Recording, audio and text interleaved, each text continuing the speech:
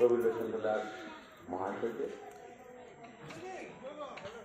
যাই হোক, আজকে আমাদের অনুষ্ঠান শেষের পথে। জয় হরি বল। আমি প্রথমে আমার আরাধ্য দেবতা পূর্ণ ব্রহ্ম শ্রী হরিচাঁদ ঠাকুরকে প্রণাম জানাই। প্রণাম জানাই শ্রীমাতা শান্তি মাতাজি। প্রণাম জানাই শ্রী শ্রী গুরুচাঁদ ঠাকুরকে। প্রণাম জানাই সত্যবামাকে। প্রণাম দ্বাদশ সাগর আমার পিতা মাতা। প্রণাম গুরুজন এবং আমার ত্রিপুরার বিভিন্ন প্রান্ত থেকে আগত মতুয়া ভাই বোন এলাকাবাসী সকলকে জানাই আমার সংগঠনের পক্ষ থেকে আন্তরিক প্রীতি, শুভেচ্ছা, ভালোবাসা। জয় হরি বল। আজকে আমরা অল ইন্ডিয়া মতুয়া মহাসংঘ ত্রিপুরা রাজ্য শাখার দলপতি শ্রদ্ধেয় রবীন্দ্রচন্দ্র দাস মহাশয়ের খামার বাড়ি। উনি উল্লেখ করেছেন এই বাড়িটা ওনার জন্মস্থান ছিল। দীর্ঘ বছর প্রতিষ্ঠা কাটার পর উনি 6 বছর আগে বাড়িটাকে উদ্ধার করেছেন, এখানে ফার্ম করেছেন। আমি ওনার শারীরিক সুস্থতা, ওনার ফার্মের শ্রীবৃদ্ধি, পরিবারের সকলের সুস্বাস্থ্য মঙ্গল কামনা করি এবং আমার পূর্ণ ব্রহ্ম শ্রী শ্রী হরিচাঁদ ঠাকুর এবং শান্তি মায়ের চরণে আমি আগ্রহ প্রার্থনা করি যেন এই পরিবার সকল দিকে সফল হয় এবং রাজ্যবাসী সকলের মঙ্গল হোক, সমস্ত প্রাণীকুলের মঙ্গল হোক, এই আশা আকাঙ্ক্ষা, এই প্রার্থনা আমার হরিচাঁদ ঠাকুরের শ্রীচরণে রাখলাম। জয় হরি বল।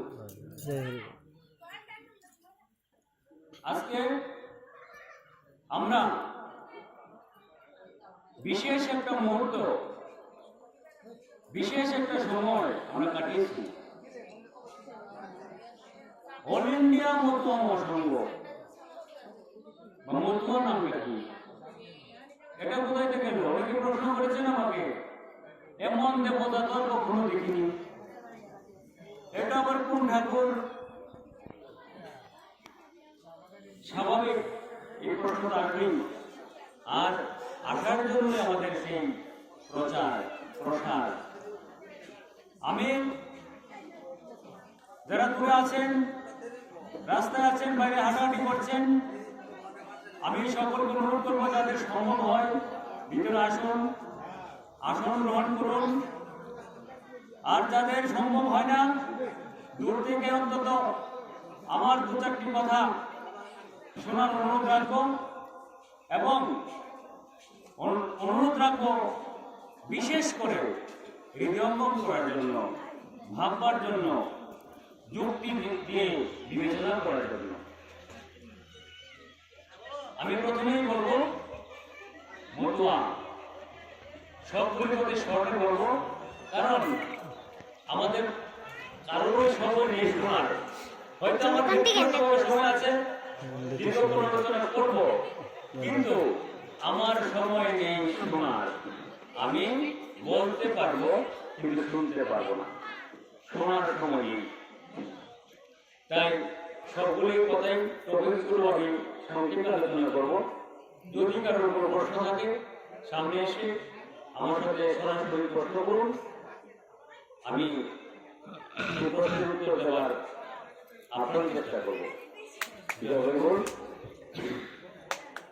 মতুয়া এটা আবার কি শব্দ? মতুয়া হলো হরিনামে যিনি মাতোয়ারা, যিনি একমাত্র হরিকে চিনেন, হরিনামে সবসময় মাতোয়ারা থাকেন, এটা হলো মতুয়া।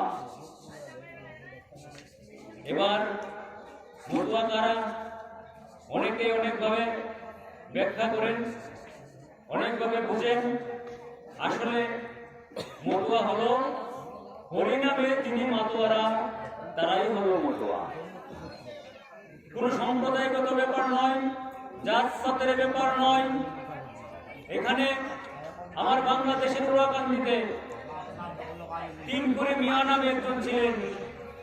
তিনপুরি মিয়া উনি একটা দুরারোগ্যে, মানে এমন একটা রোগ হয়েছেন, সেই রোগ থেকে তার আর মুক্তি নেই। কত পূজা ভদ্র পূজার ডাক্তার দেখিয়েছেন, ওরা মুক্তি নেই। এবার যাওয়ার পালা, পাড়া প্রতিবেশী সবাই ওর জন্য উদ্ভিদ কোথায় কিনে বলা হবে।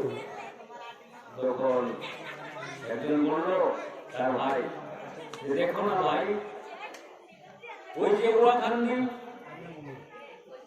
পূর্ণ ব্রহ্ম শ্রী হজার ঠাকুর আছেন, ওনার কাছে তো অনেক মানুষ নিয়ে রোগ মুক্তি হচ্ছে, অনেকভাবে তাদের মানব করে তা সফল হচ্ছে। একবার যাও, সেই ঠাকুরের কাছে গিয়ে প্রার্থনা করো, ঠাকুরকে তুমি যদি করতে পারো তাহলে তুমি চিরদিনের জন্য বেঁচে যাবে। তার কথা মতে সেই তিনপুরি মিয়া, সে মুসলিম, ঠাকুরের চরণে গিয়ে প্রণাম করে প্রার্থনা করতে লাগলেন। তার প্রার্থনা, তার কান্না সারা দিয়ে ঠাকুর বললেন, যা, তোর সকল সমস্যার সমাধান হয়ে যাবে। তারপরে সে ওখান থেকে ফিরে আসলো।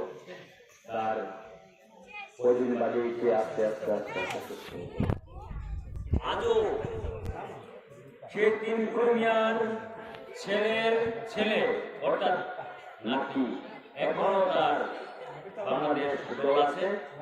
সেই উড়াকান্দিতে দল নিয়ে রেলি করে, কীর্তন করে, হরিনাম প্রচার করতে করতে সেই বারণের স্থানে উনি আসেন, উড়াকান্দির নাতি। এবং আপনারা মোবাইলে দেখতে পাবেন যে ওনার নাতি এখনো সেইভাবে আসছেন।